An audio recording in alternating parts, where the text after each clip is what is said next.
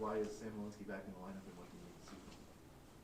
Well, he's back in because we just lost a handful of games, and he's taken a break and had a reset. And I want to see him play a good, solid 200-foot hockey game. He's got to get involved in the offensive side of it. I think he can help there. He's got to be a solid defender, puck mover.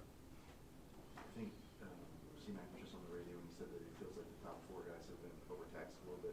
How much does Sam Walensky singularly help fix that if he's playing well? If he's playing well, he can help. Yeah, because you can use him in ozone starts where I think you can help continue to create offense for a team, which is very important, especially when you're playing a stingy team like Winnipeg. Um, all of our guys can help if they're all playing well. You know, you can if we're playing well and as a group, of 20, then we don't have to tax our top guys as much. Is the recent setback to Val Nichushkin, is this something that's kind of becoming more of a worry that can linger on all season, or is this just a little blip in the road? I don't know about all season. I just think, whenever you have a setback, you kind of work backwards, start from the ground up again, start building back up. And so, but any time without Val is worrisome, and we don't know. We don't have a solid timeline on his return. Coach, this has been a bit of an up and down homestand. You guys have played well, not gotten the results. You guys have not liked the way that you played, gotten the results. What's the message going into this one to close out a 5-game? Need everybody. That's the problem with our game here recently for me is one night McKinnon's line's playing really well, then the next night it's Middlestead. We haven't put the whole package together in this homestand, even on the win. The mini game I think was the last game where I was in mini where I felt like everyone was firing on all cylinders. It was a great game for us after a tough loss of kind of the same inconsistencies against Chicago. But we're at the point of the year it's a rough stretch against top opponents in our division and in our conference, and the reality of it is we need everyone to play well on every night in order to win, and we got to start pushing towards that again. So just for clarification, so was Val, would he be week to week now? Week to week, yes. Do you think Hellebuyck has played better this regular season than he did in the playoffs, or is it more about this group not challenging him enough this regular season as they did in the playoffs? Well, against us he's played great, and also the second option on some nights. I think our best game against them was the 1-0 game. They scored early. It was a really good hockey game. I liked the chances we created. He was outstanding. Our goalie was outstanding. We lost 1-0.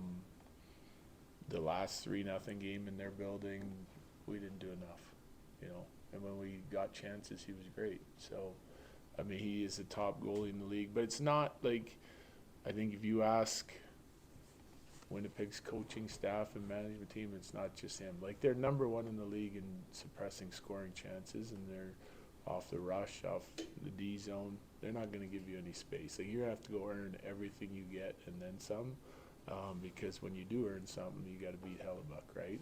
And so they take a tremendous amount of pride in it.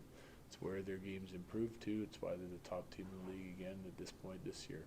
That's because they're so good through the neutral zone at their best Winnipeg. Does that maybe force you to tweak the way that you would try to get through the neutral zone or maybe even attack the offensive zone? Yeah, a little bit. But I still think there's a lot of me that says it's still a simple game, right? And it's been explained to me by great coaches my whole life, and I've taken a lot from them. It's that if you can't get through the neutral zone, you have to place the puck in. And then if you want to win, play in the offensive zone, you're going to have to win that battle. So, to me, it becomes the competitiveness of the game when you're playing a rock-solid defending team and your puck decisions become ultra important, right? So there's no room to skate, so you can't expect it to be an easy game. If you have to put the puck in the left corner in the offensive zone, you got to get numbers on, you got to win it, and then you're going to have to compete for every inch ice in the offensive zone. So races, battles, competitiveness, you can't rest. You can't rest. If you rest, you're one and done in the offensive zone all night. And if you're resting in the D zone, they're going to spend a bunch of time because they're willing to grind. That's the mentality of their team. They're going to make it hard on you in all three zones. And if you're not willing to sort of push back and do the same thing, then you're not going to win. wondering, when you have a team like the Jets that are coming off their game Monday where their coach kind of lit them up a little bit publicly, Yeah. called it embarrassing, Yeah. and a few other, does that almost, your expectation that they're gonna come out kind of trying to rectify that even more so? Listen, like my take on it is, from an outsider looking in and looking at the way they play, you're gonna have games where you're bad. It's an 82 game season, right? It's a marathon. Like we played multiple games in the last 2 weeks that we're bad at, but we're still pushing to make sure we're at our best tonight to try and win, right? They take a lot of pride. Like, as coaches, you hang on to the losses, and the losses bug you more. Like, you expect to win every night, and you expect your team to play well in every night, and when they don't, you get mad, and the players get mad, and you get frustrated. Will they play hard? Yeah, I expect them to bounce back to their best game again. It's up to us to go beat them, you know? Like, it's whether they're coming off a big win or a big loss, you're still expecting the other team to play their best game. I think if you want to win, you have to expect to play your best game to beat them. Coach, what's impressed you with Ross Colton to keep him up on that top line with McKinnon and Rantanen? Well, I think he provides something. He's been gritty. He's been a hound on the forecheck. He goes to the net hard. I think he's making good puck decisions and making plays in all three zones. He's using his skating.